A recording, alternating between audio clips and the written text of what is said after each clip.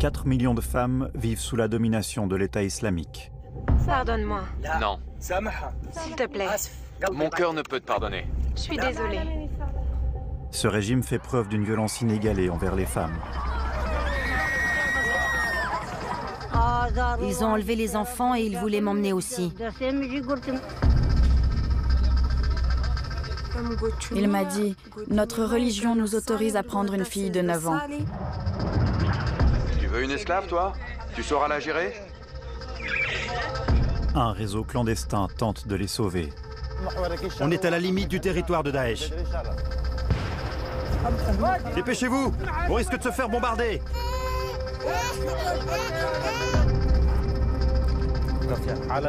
Si notre plan échoue, c'est la mort assurée. Voici l'histoire des femmes prisonnières de Daesh. Raqqa est la capitale mondiale de la terreur. Et des hommes qui tentent de les secourir. On ne laissera personne entre leurs mains. Maintenant qu'on a commencé, on n'abandonnera pas. On continuera jusqu'à ce qu'on se fasse arrêter ou tuer.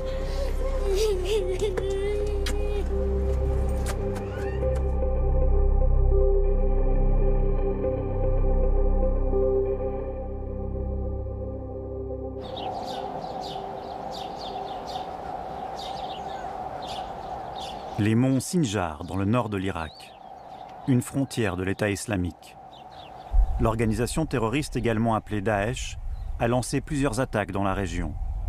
C'était en août 2014.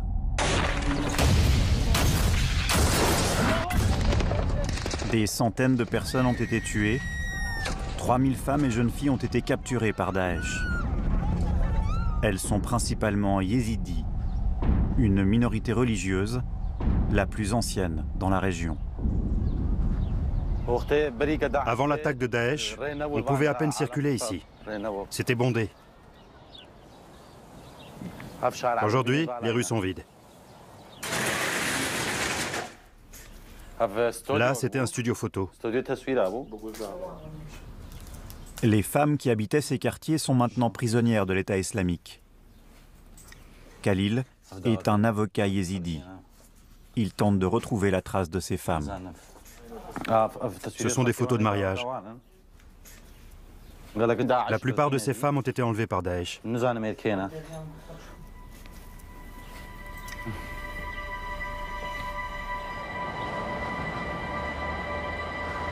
Leurs proches se sont enfuis vers l'est.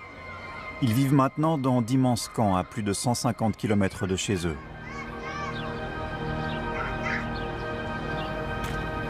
Aucune de ces familles n'est au complet. Il leur manque à toutes une mère, une épouse ou une fille. Vous connaissez des femmes qui ont été enlevées?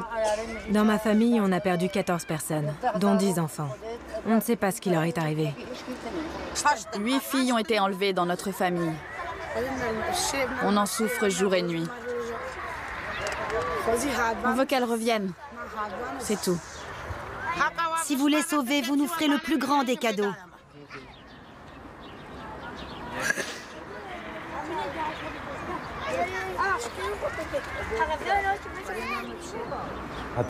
Aucun gouvernement ne nous a promis de sauver notre peuple. Personne. Imaginez que vos amis ou vos proches soient capturés par Daesh. Vous feriez tout pour les secourir.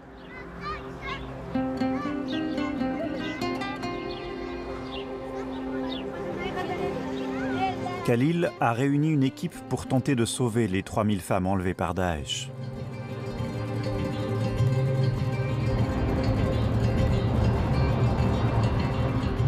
Allô? Allô? Ça y est, on est parti. Oui, on a commencé la mission. C'est la première fois qu'il accepte d'être filmé au cours d'une de leurs opérations. Je ne sais pas pourquoi il n'appelle pas. J'espère qu'il ne s'est rien passé de grave. Khalil et son collègue Abou Sinjar communiquent avec les prisonnières grâce à des téléphones introduits clandestinement dans le territoire de Daesh. Allô? On a réussi à les faire sortir. Mais il ne faut pas qu'ils se déplacent pour l'instant, hein, c'est trop risqué. Une fois le contact établi avec les prisonnières, il leur envoie un passeur pour les sortir du territoire de l'État islamique.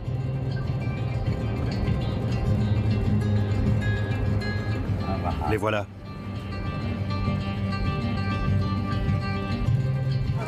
Cette femme et ses 2 enfants viennent d'échapper à Daesh grâce à Khalil et à son équipe. Ils enferment les femmes et les enfants. Ils les insultent et les maltraitent. Ils nous ont menacés de nous vendre. Ils nous ont tout fait. Rien ne nous a été épargné. Mais je suis heureuse, parce que je me suis échappée et que je ne mourrai pas de leurs mains. Nous y sommes.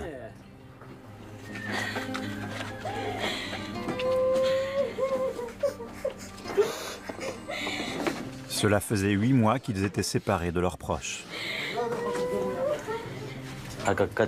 Chaque prisonnier qui s'échappe représente un vrai coup dur pour Daesh. Je suis content de voir le bonheur de cette famille. Mais je ne peux pas m'empêcher de penser à tous ceux qui sont encore là-bas.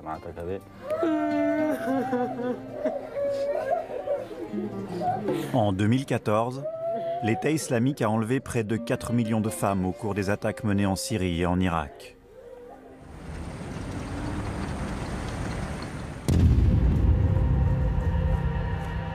La propagande de Daesh affirme qu'ils ont fait de leur territoire un véritable paradis islamique.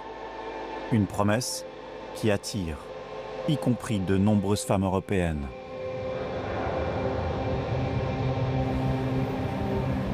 Depuis, plusieurs photos et vidéos ont été prises au cœur de l'État islamique. Elles révèlent ce qui attend réellement les femmes au sein de ce régime.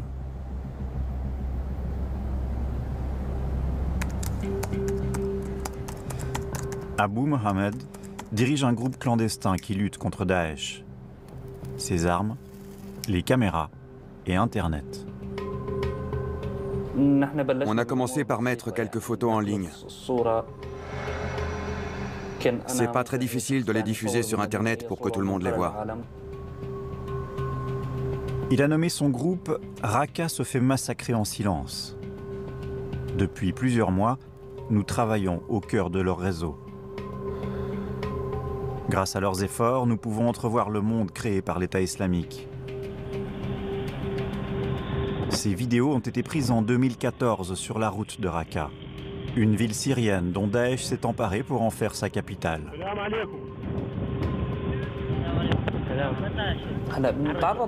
On doit faire face à un certain nombre de problèmes. On voyage avec de faux papiers d'identité, on n'utilise pas nos vrais noms. On est obligé de se déguiser. Je me rase la barbe, je me laisse pousser les cheveux et je porte le même type de vêtements qu'eux pour qu'ils ne se doutent de rien.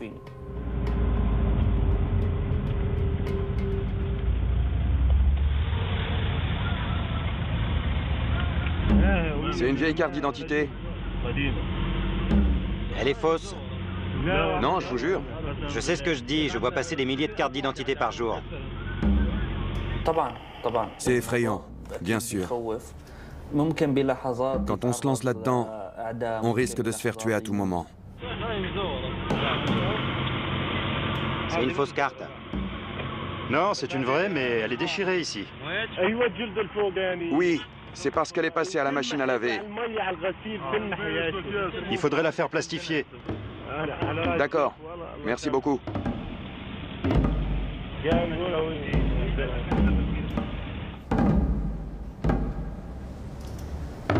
Daesh veut à tout prix contrôler les images qui sortent de chez eux. En mars, un de mes camarades s'est fait prendre à un point de contrôle en essayant de quitter Raqqa. Ils l'ont interrogé, puis torturé, et ils ont découvert qu'il travaillait avec nous. Voilà la punition pour les ennemis de Dieu. C'était un étudiant. Il avait 22 ans.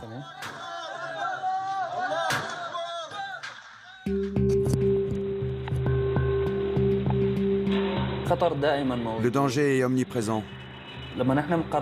Quand on décide de faire ce travail, on connaît les risques. Mais c'est notre devoir de révéler au monde ce qui se passe à Raqqa.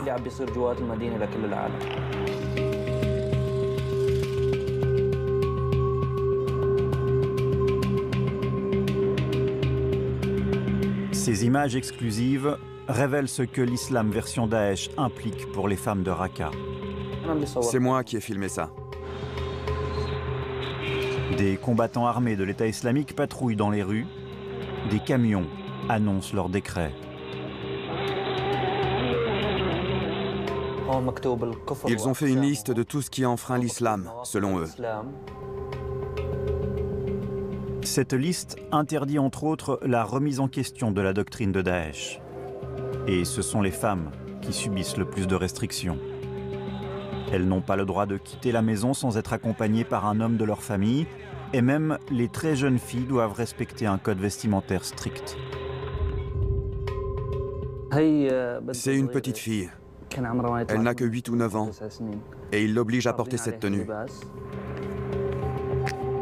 Daesh impose aux femmes de porter 2 longues robes noires pour cacher les formes de leur corps.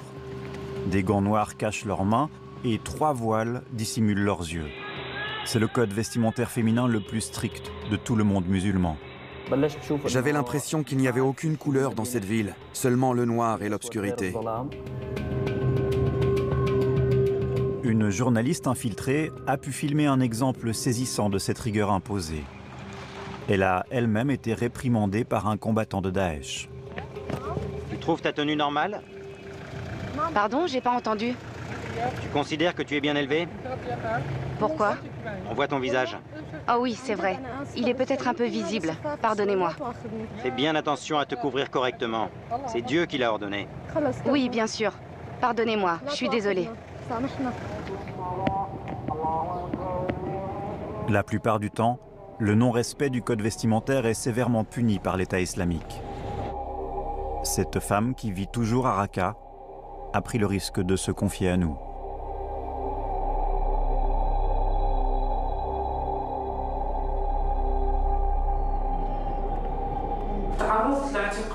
Ils m'ont emprisonné parce que mes yeux étaient visibles. Ils ont dit, il ne faut pas qu'on puisse voir tes yeux. Ils m'ont torturé. Ils m'ont fouetté. L'État islamique considère qu'il est obscène, pour une femme, d'adopter certains comportements. Ils arrêtent celles qui élèvent la voix ou qui portent du parfum. La voix d'une femme ne doit jamais être entendue.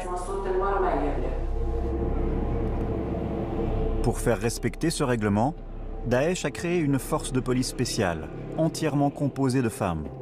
Il s'agit de la brigade Al-Qansa, dont beaucoup de recrues viennent de l'étranger. Nous avons pris contact avec une femme qui a appartenu à cette unité. Elle se fait appeler Ouma Baïd, et c'est la première fois qu'elle s'exprime à la télévision.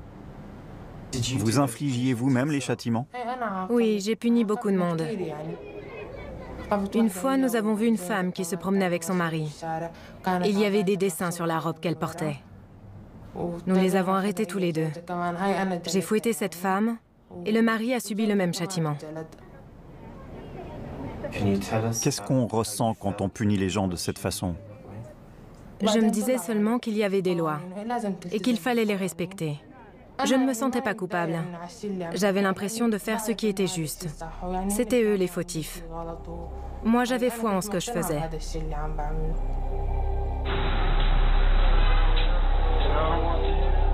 En prenant de grands risques, les collègues d'Abu Mohamed ont filmé des combattants de Daesh lors d'un moment de détente dans un cybercafé. Si leur doctrine est très sévère à l'encontre des femmes musulmanes, elle l'est encore plus envers les non-musulmans, et notamment la minorité religieuse yézidi. On peut autoriser les femmes et les enfants à vivre avec nous, mais la seule manière de traiter un yézidi, c'est de lui tirer dessus. C'est comme ça que nos frères ont réglé le problème l'autre jour.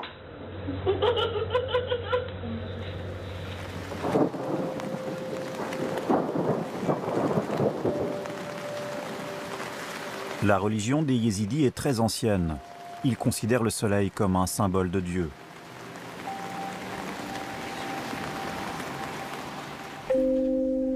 Aïda fait partie de cette communauté. Elle a 21 ans et elle a été enlevée par l'État islamique avec ses 2 enfants.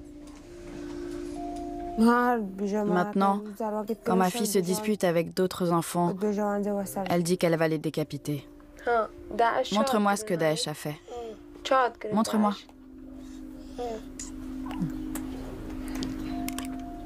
Est-ce qu'elle les a vus tuer des gens?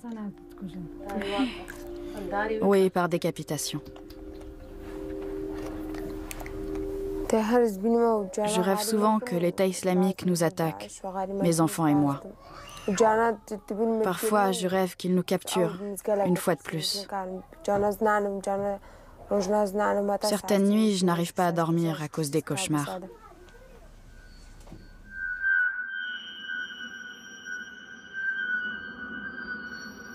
Daesh a mis en place des prisons pour enfermer les yézidis.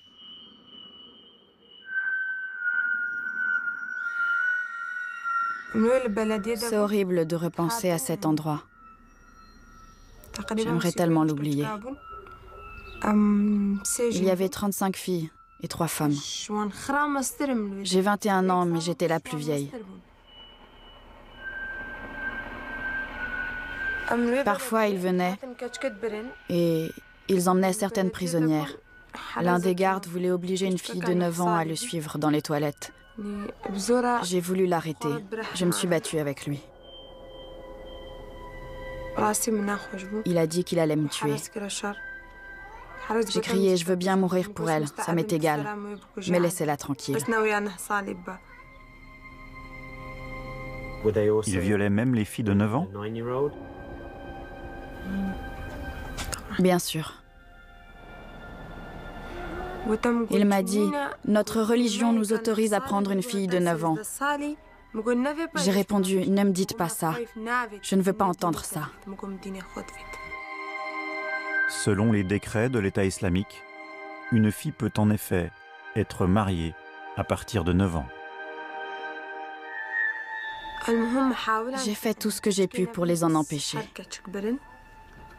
Mais ils l'ont emmenée quand même. Ils l'ont droguée.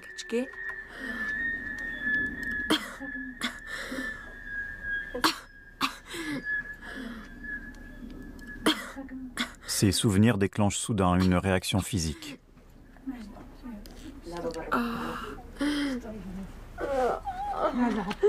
Allonge-toi, doucement.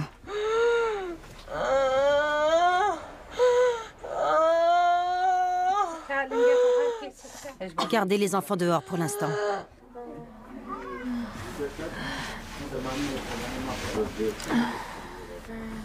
Elle a souvent ce genre de crise? Oui, c'est la 5e fois aujourd'hui. Prends la main de maman. Caresse-la, comme ça.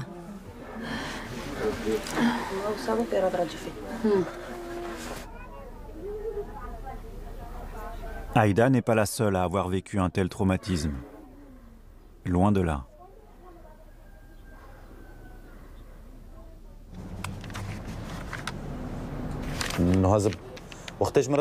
Au début, quand elle m'expliquait ce qui s'était passé, j'avais du mal à y croire.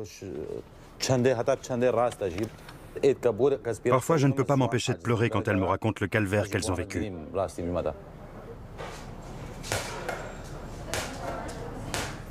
D'après mes informations, je pense qu'environ 80% d'entre elles ont été violées.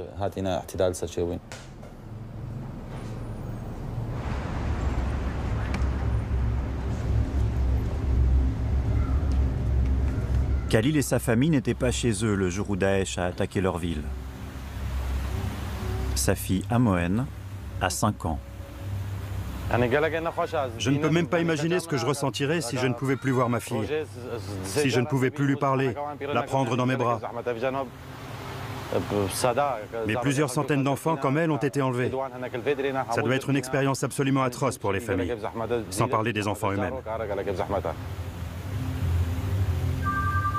Khalil reçoit sans cesse des appels au sujet des sauvetages en cours. Il m'a dit que si elles étaient trop nombreuses, elles risquaient d'être repérées et de se faire tuer. J'ai répondu qu'il faudrait faire passer une famille à la fois. D'accord, à plus tard. Actuellement, on a 2 ou 3 opérations prévues. Les prisonnières nous appellent en pleurant. Elles nous supplient de les sauver. Il y en a tellement. Il faut qu'on continue, quoi qu'il arrive. Pour l'instant, Khalil et son réseau n'ont pu secourir que des petits groupes de femmes. Mais ils s'apprêtent à organiser la plus grosse opération de sauvetage qu'ils n'aient jamais tentée.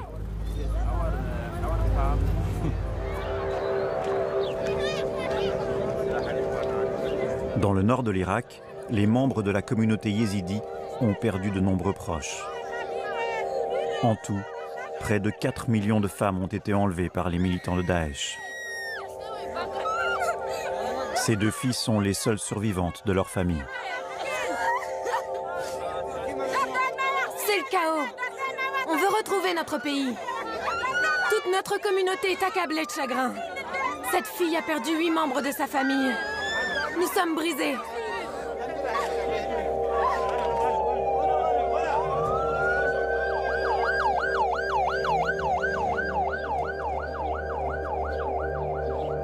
3000 femmes yézidis ont été capturées.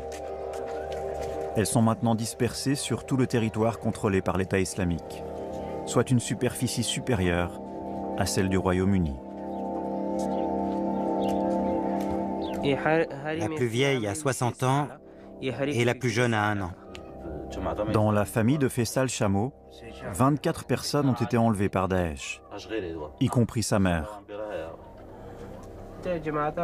Mes amis m'ont dit que vous avez peut-être trouvé un moyen de les aider. C'est pour ça que je vous ai appelé. Il paraît que vous avez un ami qui peut les guider et les conduire jusqu'à nous. Les prisonniers ont réussi à contacter Faisal grâce à un téléphone dissimulé dans la couche d'un bébé. Ils sont persuadés qu'ils ne seront plus jamais libres. Ma nièce a 5 ans. Elle m'a appelé en me demandant « Tonton, s'il te plaît, sauve-nous de Daesh ». Ma mère a 60 ans et elle aussi me téléphone en me demandant de la secourir. Vous avez peur qu'ils ne s'en sortent pas? Vous vous inquiétez pour eux? Oui, énormément. Nous aussi, je vous assure. Je vais organiser le sauvetage, en essayant de mettre toutes les chances de notre côté. Le reste dépend de la volonté de Dieu.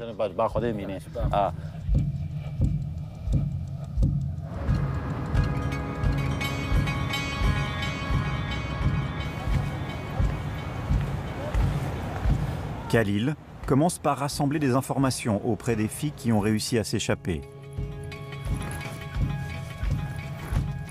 Tu peux me décrire l'endroit où vous étiez? J'ai vu des arbres près du bâtiment. Beaucoup d'arbres? Oui, nous étions dans une maison et il y avait une école à côté. Une école? Elle était grande? Oui. Khalil examine les différentes prisons de Daesh dont il a connaissance. C'était là? Non, l'école était de l'autre côté. Et il cherche par quel itinéraire les prisonnières pourraient s'échapper. Je peux demander à l'un de mes hommes d'aller sur place pour vérifier si les filles sont toujours là.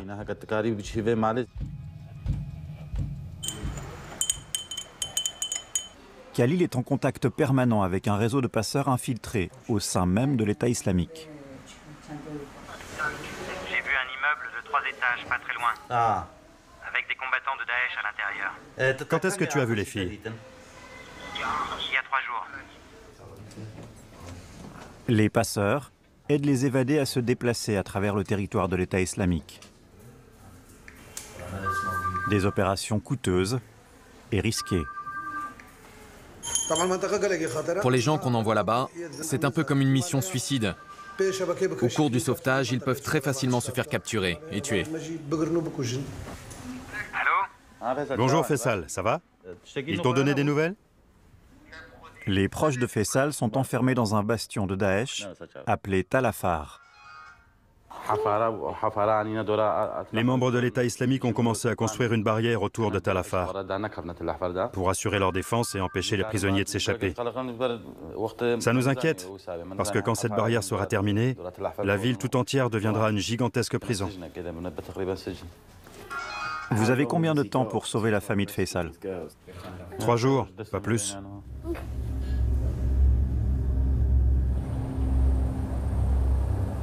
Pour Daesh, les yézidis sont des païens qu'on peut réduire en esclavage, comme à l'époque médiévale. C'est le jour du marché aux esclaves. Elle est où, ma yézidi? Yézidi. T'en veux une seule ou 2? Quelqu'un veut vendre son esclave? Moi, j'achète sans hésiter. Cette vidéo a été saisie sur le téléphone d'un combattant de Daesh. Les femmes yézidis y sont appelées des sabayas. Tu veux une esclave, toi? Tu sauras la gérer? Il s'agit d'un terme moyenâgeux qui désigne les esclaves capturés à la guerre. L'État islamique a mis en place des marchés où l'on peut acheter et vendre des femmes et des filles. Tu veux une esclave? J'en vends une, moi. Ça dépend du prix. Si elle a les yeux bleus, je peux donner plus.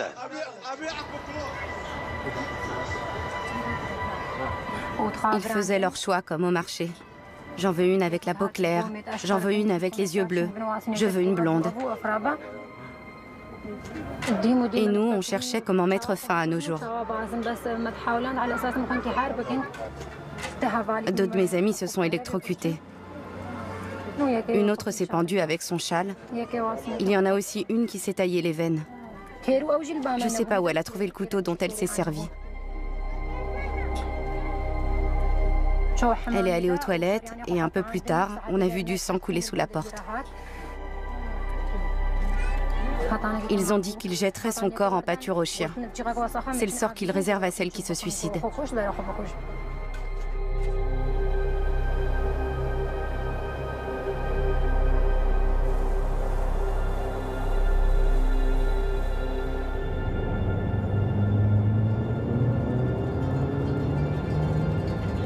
Aujourd'hui, Khalil lance le sauvetage des 24 membres de la famille de Faisal. Il prend la route de l'ouest en direction du territoire contrôlé par l'État islamique. Un passeur infiltré va conduire les évadés depuis le bastion de Daesh jusqu'au point de rendez-vous. C'est une situation très dangereuse pour eux. Ils ne peuvent plus retourner en ville. S'ils parviennent à s'échapper, ce sera une victoire formidable. Mais pour l'instant, ils sont toujours sur le territoire de Daesh. Arrête-toi ici. Au téléphone, l'une des évadées. La famille de mon beau-frère est ici aussi. 6 personnes en tout. Vous pouvez les aider? Je vais essayer de les faire passer en même temps que vous. On va faire tout notre possible. Mais assurez-vous que les enfants ne fassent pas de bruit. Une de nos missions a échoué parce que les plus jeunes se sont mis à pleurer. Faites bien attention à ça. Allô? Ça a coupé.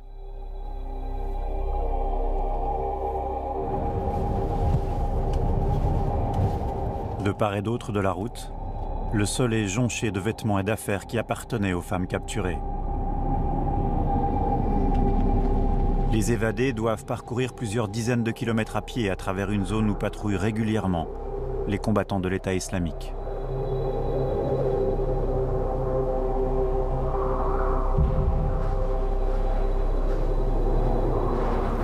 On est à la limite du territoire de Daesh. On ne peut pas aller plus loin. La route est dangereuse, mais c'est le seul moyen d'échapper aux islamistes. Ils patrouillent souvent par ici. La mission est loin d'être terminée. La famille de Faisal n'est pas encore tirée d'affaire.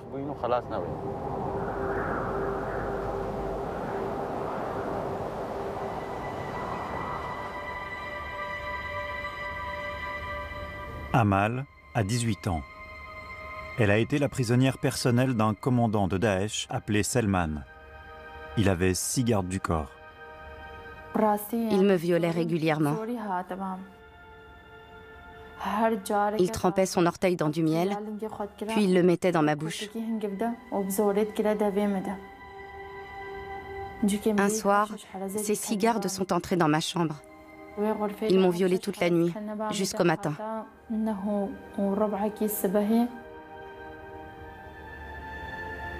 Ils n'ont pas fait preuve de la moindre douceur. Ils m'ont prise vite, brutalement, sans faire attention à quoi que ce soit. Puis le chef m'a donné à 12 hommes.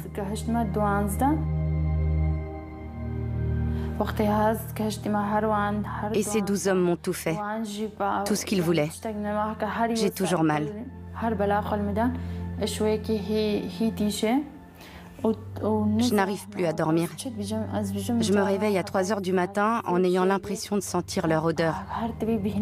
Je me brosse les dents plus de 10 fois par jour pour essayer de me débarrasser de leur goût. Mais j'y arriverai jamais.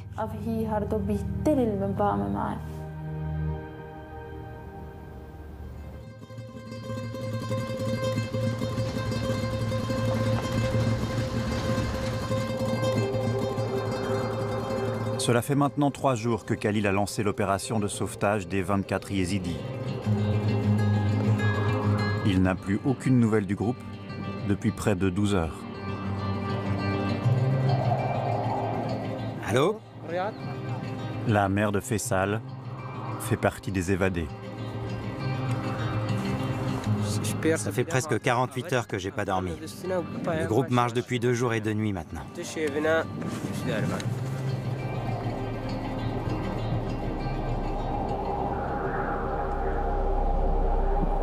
De l'autre côté de cette tranchée, c'est Daesh. Leur avant-poste est juste là. Il y a sûrement des patrouilleurs dans cette zone. Et les proches de Faisal? Ils sont là-bas.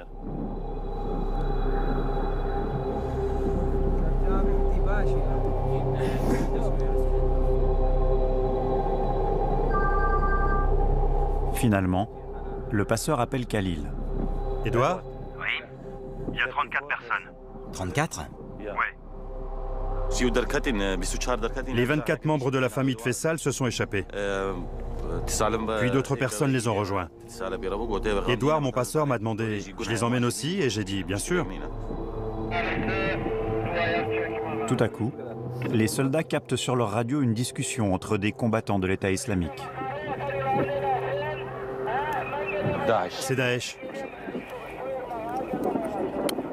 Au même moment, le groupe des évadés apparaît enfin. Ça y est, les voilà. C'est parti, on y va. Dépêchez-vous, on risque de se faire bombarder.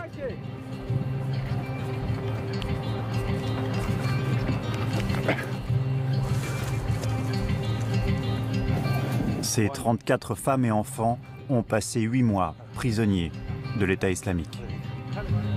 Ils ont vu mourir des membres de leur famille, ils ont été réduits en esclavage, ils ont marché pendant 2 jours avec très peu d'eau et de nourriture.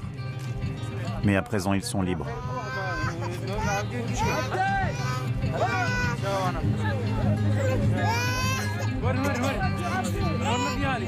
Masri, la mère de Faisal, arrive enfin.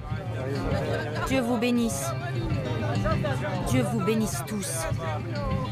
Suivi de sa tante et de sa nièce.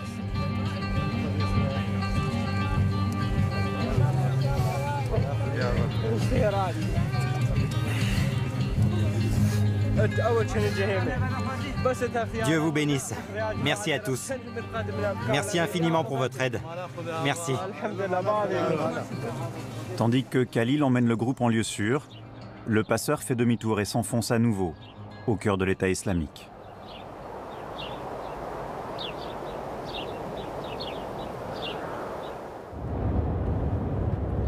Les évadés sont conduits au sanctuaire yézidi le plus proche. Masri n'arrive presque plus à marcher.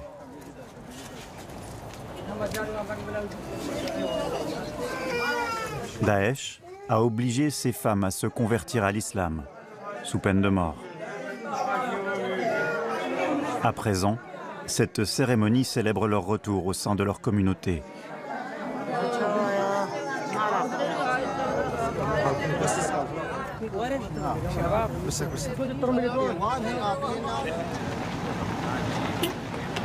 Bonne chance.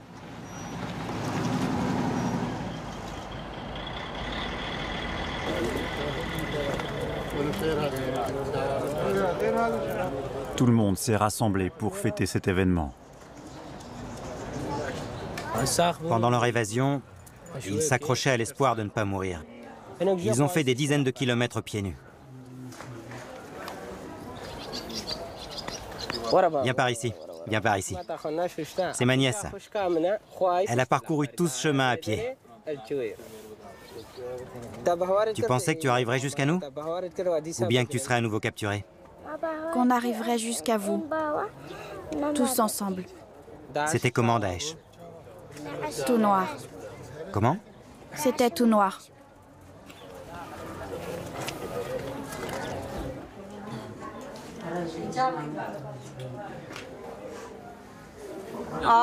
Ils ont enlevé les enfants et ils voulaient m'emmener aussi. J'ai crié « Comment osez-vous vous en prendre à moi? Mon mari est mort il y a 20 ans. » Leur chef leur a dit que même les femmes comme moi pouvaient servir. Tous les 2 mois, ils nous prenaient du sang pour leurs blessés à l'hôpital.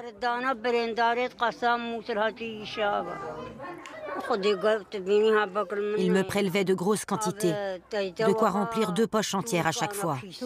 J'arrivais à peine à marcher après. 1 mois et demi plus tard, Khalil apprend qu'un massacre a eu lieu dans la ville où les proches de Faisal étaient retenus prisonniers. Les rapports font état de 600 morts. Des centaines de femmes ont été emmenées encore plus profondément au cœur du territoire de Daesh. Ces 34 yézidis faisaient partie des derniers qui ont pu s'échapper.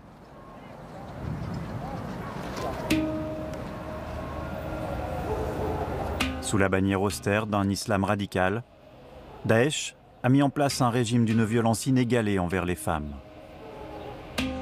Des milliers de Syriennes ont fui la ville de Raqqa pour trouver refuge en Turquie. Dans ce pays étranger, elles ont l'impression de retrouver en partie leur foyer perdu. Raqqa était une ville magnifique, paisible, pleine de gens aimables. Les écoles et les universités étaient mixtes.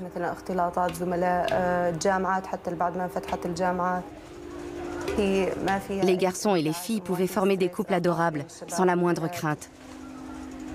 Aujourd'hui, Raqqa est la capitale mondiale de la terreur. Comme Mouna, beaucoup de femmes ont tenté de résister à l'oppression de Daesh. Je me consacrais à la défense des droits de l'homme, et plus particulièrement des droits des femmes. Je m'opposais à l'État islamique. Je dénonçais leurs abus sur Internet.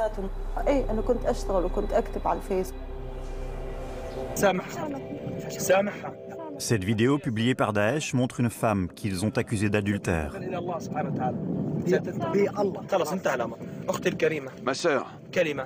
Ma sœur, as-tu quelque chose à dire avant que nous n'appliquions la loi de Dieu? Fais-nous entendre tes dernières paroles avant de quitter ce monde. Parle. Je conseille à toutes les femmes respectables de protéger leur honneur encore plus que leur vie. Bien. Son père est venu assister à la sentence. Pardonne-moi. Non. S'il te plaît. Mon cœur ne peut te pardonner. Je suis désolée. Espérons que Dieu te pardonnera. Je suis désolée.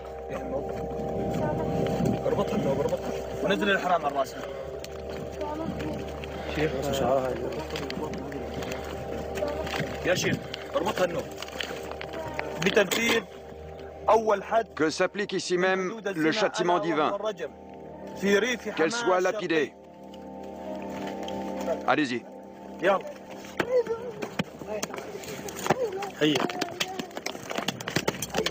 Le père de la jeune femme se joint au groupe. Sur Internet, Mouna affirme que les lapidations perpétrées par Daesh vont à l'encontre de l'islam.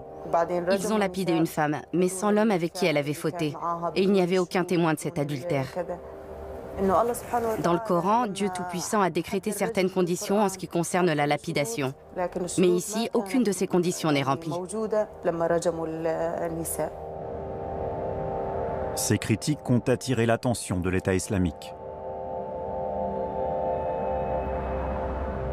Ils sont venus un soir, vers 20 h.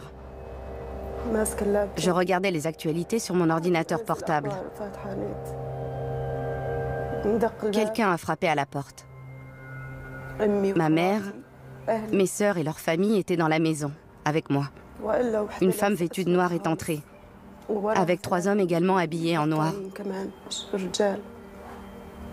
C'étaient des agents de Daesh. Les hommes ont commencé à frapper les enfants en demandant « Où est Mouna ?» J'ai pris mon ordinateur et j'ai couru rejoindre ma mère, comme une petite fille qui se précipite dans les bras de sa maman pour essayer d'échapper au danger. C'était instinctif.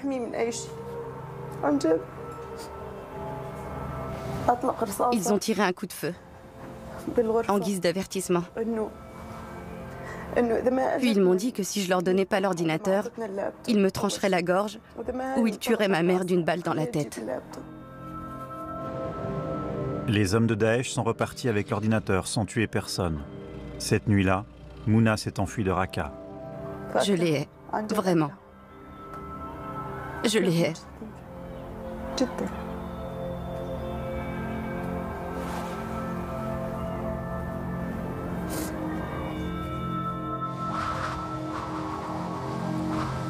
De leur côté, Khalil et son équipe font face à un nouveau problème. C'est pas un problème de confiance. J'ai pas beaucoup de temps. Je suis avec d'autres soldats de Daesh. C'est lui. Il fabrique des véhicules blindés. Un combattant de l'État islamique les a contactés. Il possède plusieurs esclaves et il propose de les rendre à leur famille contre de l'argent. Il demande 40 000 $ pour sauver 3 femmes et 8 enfants. Je veux recevoir l'argent demain. Certains combattants proposent ce genre de transaction en cachette. Ça leur rapporte plus d'argent, mais c'est très dangereux pour eux. S'ils se font prendre, ils sont exécutés. Pour les convaincre d'accepter, le combattant de Daesh leur envoie un message, celui de Madina, une des femmes qu'il retient captive avec ses 2 filles. Faites-nous sortir d'ici, je vous en prie. Il vaut mieux mourir que de subir tout ça.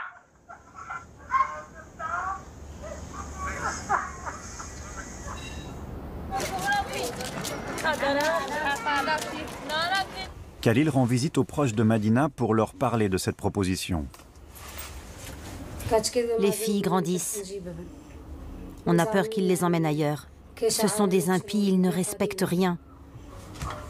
Elle a dit « Tous les jours, des gens viennent pour nous acheter. Si vous ne nous sauvez pas rapidement, on sera vendu à quelqu'un d'autre. » D'habitude, Khalil et son équipe refusent de verser de l'argent à un membre de Daesh. Il peut très bien empocher les 40 000 $ tout en gardant les esclaves. Comme ça, il pourra les vendre à quelqu'un d'autre. On n'a aucune garantie. Mais le combattant de Daesh insiste. Il a écrit « Si vous ne me donnez pas une réponse claire, je vendrai les femmes à un autre membre de Daesh. » J'ai quelque chose à te proposer. Abu Sinjar a un plan très ambitieux. Il va demander à l'un de ses passeurs infiltrés de faire évader les esclaves de ce combattant.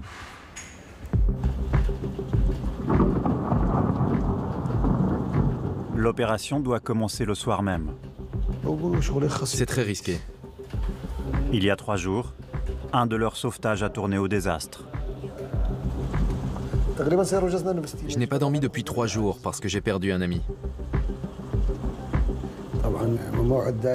Les combattants de Daesh nous ont tendu une embuscade. Mais mon ami est mort dignement. Il a résisté jusqu'au bout. Quand on se lance dans ces opérations, on connaît les risques. On sait qu'on peut se faire tuer. C'est mon passeur. Depuis le début des sauvetages, 3 passeurs qui travaillaient pour le réseau se sont fait tuer. Mais grâce à eux et à leurs collègues, plus de 500 prisonniers ont été sauvés. Et aujourd'hui, 11 autres personnes sont à nouveau libres. Le plan d'Abu Sinjar a fonctionné. Aucun argent n'a été versé et ces passeurs ont aidé les esclaves à s'enfuir pendant que le combattant dormait.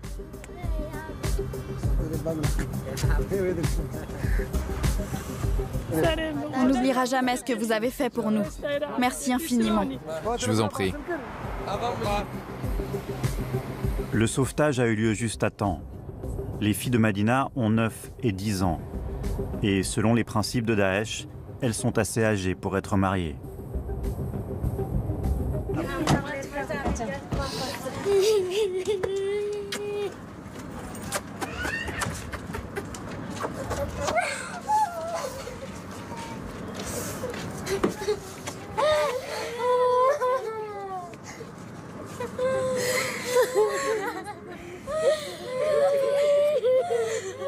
Ces jeunes filles sont désormais libres.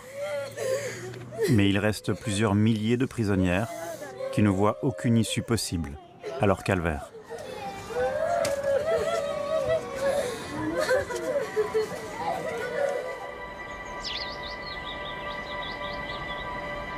En avril, les Yézidis fêtent leur nouvel an. Ils se rassemblent dans leur lieu le plus sacré, le sanctuaire de l'Alish. Cette année, de nombreuses femmes sont vêtues de noir. Elles manifestent ainsi leur deuil pour les proches qu'elles ont perdus sous la férule de Daesh. Mais la joie est également présente. Partout où il va, Khalil croise des gens qu'il a secourus.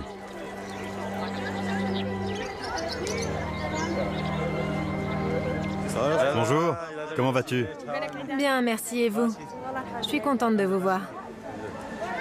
Ton père ne m'a pas reconnu. Moi, je vous ai reconnu tout de suite. Salva a été sauvée par l'une des équipes de Khalil. Il y a un peu plus de 2 semaines. Khalil lui montre une vidéo du moment où elle a retrouvé sa liberté.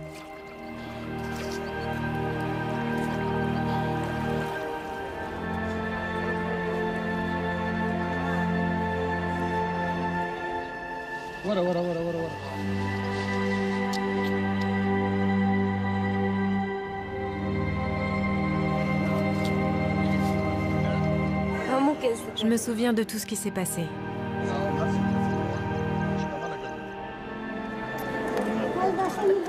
C'était tellement dur là-bas.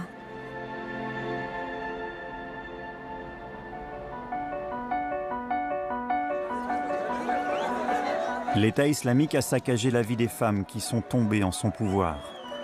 Musulmanes ou non, elles ont été battues, torturées et violées.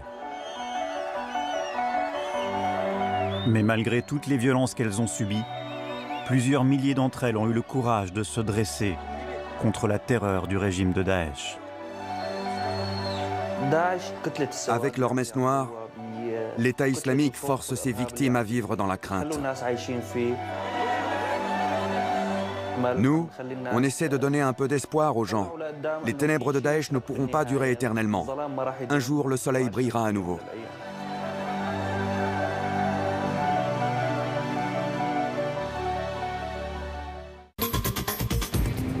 C'est la fin de ce numéro. Merci beaucoup de nous avoir suivis. Retrouvez-nous sur Facebook sur la page spéciale investigation. La semaine prochaine, nous enquêterons sur les aides d'État aux entreprises privées. C'est l'un des grands chantiers de François Hollande. Plus de subventions contre plus d'emplois. Est-ce que ça marche? Est-ce que le patronat joue le jeu? Nous avons enquêté. Alors à lundi prochain, 22h40. D'ici là, continuez de décrypter l'info sur Canal. Salut!